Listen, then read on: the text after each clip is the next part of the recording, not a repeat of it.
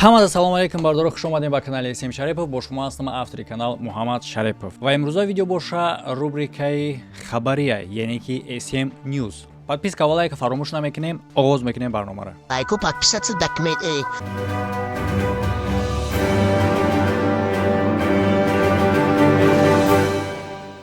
بعضی انسان ها طبیعی مقصد که تست یار میکنن در وقتی هم خواب شدن 1 مینوت میکشه 2 مینوت میکشه. با دیگر آشناسای آدمایی که تست یار میکنن چند بار هم خواب میشن 5 6 بار تا 10 بار هم خواب میشن. بعضی ها از جهت پسیخیکی فیزیکی و از جهت پروستات و خنکی همین خیلی مشکلی انسان تست یار میکنه. خاطر ما میتونیم شما را پیشنهاد کنیم که کریم فرانکی شفافرما را استفاده برین تا 45 مینوت وقتی هم خواب شدن دراز میکنه. واتساپ ما با شما علاقه میبریم همه چیزا میبریم دسترس میکنیم شما. яъне ки дӯсто касе ки дар телеграм канали ман ҳаста, шумо медонед ки дар Доғистон тирпаронӣ ба вуқӯъ омад як бора дар ду шаҳраш ва сабаби асосии ин кор ҳуҷум буд ба синагога ва церкв. Яъне ки церкв ҷойҳое ҳастае ки христианино ибодат мекунанд. Синагога боша касе ки надона яҳудо ва чунин чиз дар Доғистон.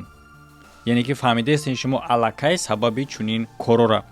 ва тамошо мекунем як чанд кадра аз Дербент. ва бале бародаро, чунин кадрҳо бисёр ҳастанд. мо дар давоми видео тамошо мекунем ва бисёриҳош дар рафти кор ягон мисол хабарои майдае ки мебарояд ки дарҳол дидан дар кора. ма дарҳол ро видео намекунам, ки дар телеграм канал ҳатман апубликоват мекунам. бароям хотир ссилкаи комментария қади бибинен ки телеграм каналда подписатся бошен. ҳама хабарро аз уҷа якум шида дарёфт мекунен.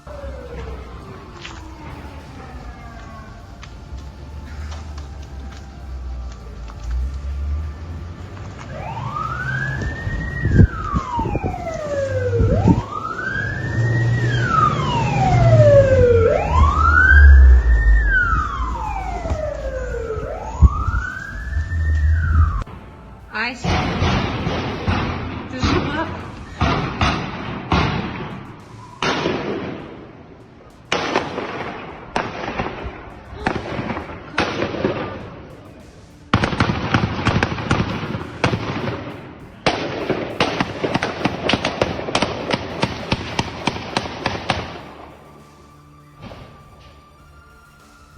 лекин бародаро, дар ин кор ду моменти ҳастае ки якеш хушҳолат мекунад ва якеш ғамгинат мекунад. барои чӣ хотир? якум хушҳолкунандаш оне ҳастае ки дар ин кор ҳадяқал то ҳол тоҷикора гунаҳгор накардиянд. шукри аллоҳ. лекин дуюм тарафи ғамгинкунандаш оне ҳастае ки бо дини ислом боз дар ҳамин ҷа бо комментариро мебинӣ ки менависонанд ки ина бо дини ислом дигараш хайр мефаҳмед шумо. гарчанде ки набояд ба дест ва ба ҳаракати ҳар як алоҳида гурӯҳ ё ин ки алоҳида шахс на динша на миллатша баҳо набояд битӣ. лекин чунин пропаганда аз тарафи политика ё ин ки аз тарафи СМИ пешниҳод карда мешавад ки одамои халқи оддӣ чунин фикрҳои хом мекунанд.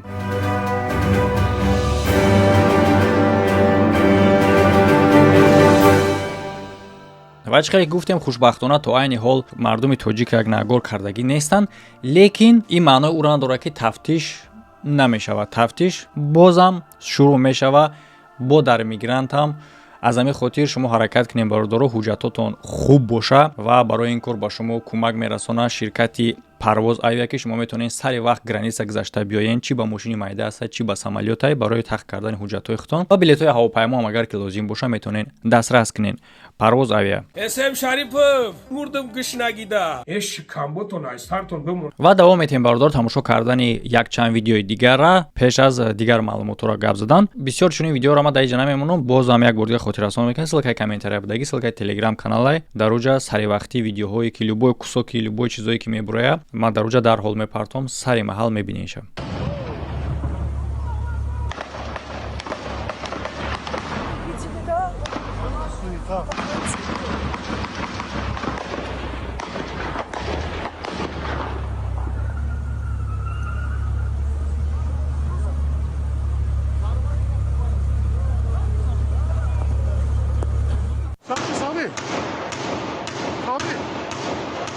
Ментов!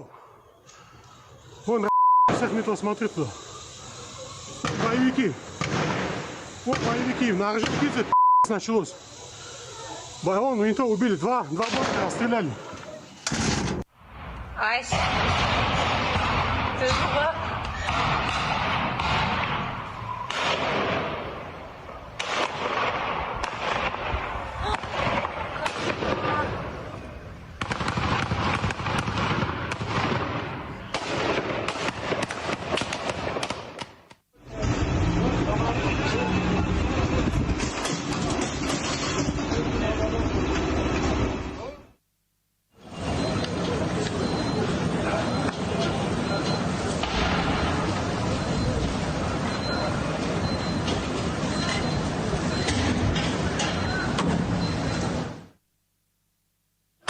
Где они? Ай, сука, в руку попало что-то. Осколок, братан. Да, отойдем. Ай,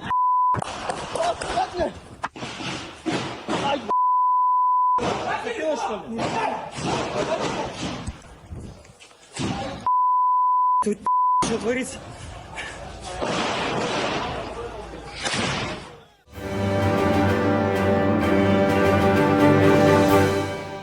тирпаронӣ байни боявикҳо ки аз дохили худи Доғистон ва полиси он ҷо рафтеста. То айни замон ягон тараф, яъне ки ягон сиски организатсия ба мисли мисол ИГ ё ин ки ягон каси дигар ба кала гирифтагӣ неста ин кора. Лекин баъзе экспертҳо гуфтестанд ки метавона ки ИГ боша ва ҳатто баъзеҳош албатта ки дар ин муноқиша чӣ коре ки шава нашава, ҳатто агар ки боша ё ин ки набоша, албатта гунаҳгор мекунанд Украинарам ва чунин ном аллакай баромад ки Украина ва НАТО кор доранд дарӣ. Ба он нигоҳ накарда ки одамоеро ки дастгир кардагиянд писари яке аз касаш писари яке аз чиновникҳои худи ҳамин минтақае.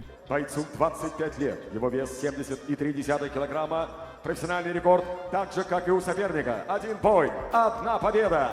Мастер спорта по вольной борьбе, представляющий школу Абдулманафа Нурмагомедова из Махачкалы, Качемурат Какиров. Магомед Омаров, депутати Сергокалинский райони Доғистон, вақте ки чихели ки шумо дар болои экран мебинед суратора, вақте ки мефаҳмад ки номи писарош ошкор мешаванд дар ин кор, аз кор мебарояд. ва дарҳол баъди аз кор баромаданаш ӯра дастгирӣ мекунанд ва хонаша кофткоб мекунанд. Ва мо дорем бародари як кадри дигаре ки аз худи телефони ҳамин одамое ки ҳуҷум кардагиай тамошо мекунем ира, яъне ки дар иҷа оятҳо аз китоби муқаддаси Қуръон навишта шудагиай. Вот иншаллах аят из Корана. Вот горит их синагога. Иншаллах, с дозволения Аллаха будут унижены эти кафиры, муртады, эти твари, они вот так будем убивать их, унижать их и слово Аллаха возвещать. Иншаллах, с дозволения Аллаха. Аллаху Акбар! яъне ки касе ки намедона бо як бурда такрор мекунам, синагога ҷое ҳастае ки ибодат мекунанд яҳудо ва дар дарвозаш ояти Қуръон, яъне ки рақам хати обозначат шудагиай ва хай кадра видеоро шумо худтон дидин. аз ҳамада ҷолибиш дар иҷа барои на танҳо ма мумкине ки шумо дам боша ки дар ҳоле ки дар Доғистон вуҷуд доштани ҷои ибодати яҳудо хай христианино иш як тараф беса, чунки Доғистон ин худ Россия ҳисоб мешава. аз ҳамин хотир халқи рус христианинанд ва Доғистон маҷбурае ки агар нахоҳам бояд ки қабул дошта боша вуҷуд доштани церква дар худи Доғистон. ва ма ҳатто фикр намекунам ки ягон бадӣ дошта боша, чунки мо рад намекунем христианствора. мо мусулмоно дини худмона дорем ислом ва ҳеҷ вақт рад намекунем. фақат диҷа душмани дини ислом ҳисобида мешава именно яҳудо. лекин маҳз бо яҳуд ҷои ибодатгоҳ доштан дар Доғистон чӣ ба ки то имрӯза ягон гапи дигар нашуду, яъне ки тирпаронӣ нашуду, маҳз имрӯз инам хеле ҳам гапу чапу хеле ҳам зиёд дар иҷа пайдо мешава. лекин бо дар иҷа ҷолибиш як чизи дигаре ҳаст ки дар вақти ҳуҷуми Крокус-Сити аз як чанд аналитики рус ма шунавидагӣ будам ки метавона рух бутанд чунин терактҳо дар оянда, маҳз гуфтагӣ буданд ки дар Доғистон. дар ҳоли аналитикҳо чунин прогноз додан сабаб чӣ метавона боша? шумо худтон фикр кунед. исша хай дар ин бора бисёри бад гап назанем. ва як чиз дигараша ҷолибша мехоҳам нишон бутам ки кадре ки дар болои экран мебинед шумо рафиқи се динай, яъне ки мусалмон, христианин ва яҳудо, яъне ки мулло, священник ва равии яҳудо. ва шахсе ки дар мобайн мебинед шумо, ин ҳаст як священники рус яъне ки намояндаи дини християнин рӯзи дина яъне ки рӯзи ҳамин тирпаронӣ кушта мешавад.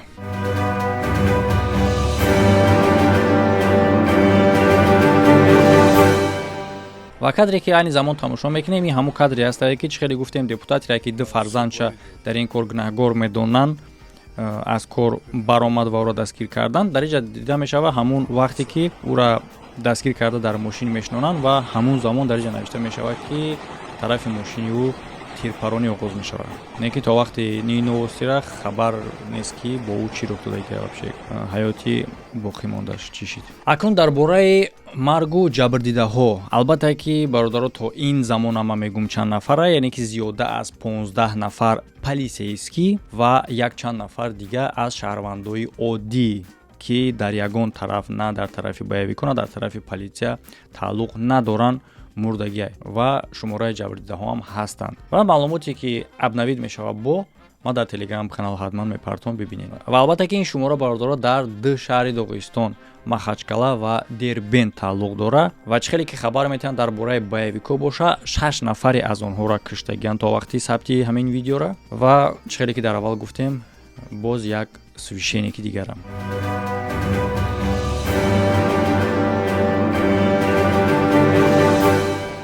ин буд хабарҳо то айни замон бародаро. Дигар хабарҳоро фаромӯш накунед дар телеграм канал мешава ссилкаш дар якум комментария. Фикротна дар комментария нависондана, дар канал подписатсия кардан ва лайк мондана фаромӯш накунед. Ҳамада хайр то видеоҳои оянда. шумо сабаб шудем ака бисёр чизоро фаҳмидем. зери ниқоби баъзе мулло мо шайтонора дидем ки во мулло не мори макор будиянд таҳмат менам беасос гӯё проклор будиянд. е одамои дуруя ба хитона нагирен қодӣ ба и калаи пуштон ба эфтем накунем бозӣ.